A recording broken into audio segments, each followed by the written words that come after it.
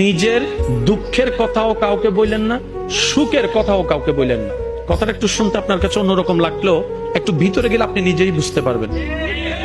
আপনি নিজের মনের দুঃখ কষ্ট সহ্য করতে না পেরে হালকা করার জন্য যাকে বলছেন, মনে রাখবেন আপনি তার কাছে কিন্তু কোনো না কোনো ভাবে একটু ছোট হয়ে যাচ্ছেন।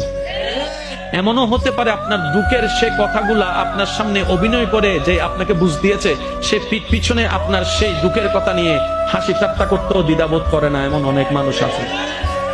আপনি যাকে দুঃখের কথা বলে মনকে হালকা করার চেষ্টা করছেন, আপনার দুঃখের কথার সে দুঃখটা সে বুঝবে না, কারণ তার সাথে তো সেটা ঘটেনি।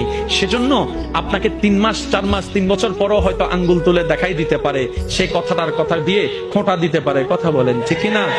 দুঃখের কথাও মানুষকে বলে শান্তি নেই। এবার আপনি বলবেন ভাইয়া সুখের কথা কেন বলবো না?